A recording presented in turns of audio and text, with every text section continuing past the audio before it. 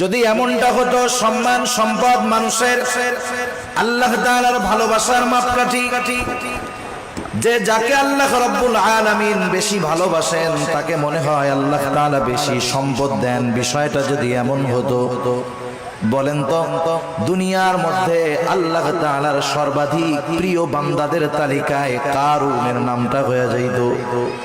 কারণ তো পৃথিবীর অন্যতম বড় এক ধনী ছিল।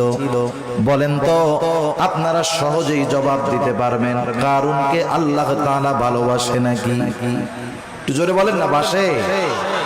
কারুনকে আল্লাহ তাআলা ভালোবাসে না, বরং কারুন নামটা মানুষের কাছে এত ঘৃণিত, এত অপছন্দের।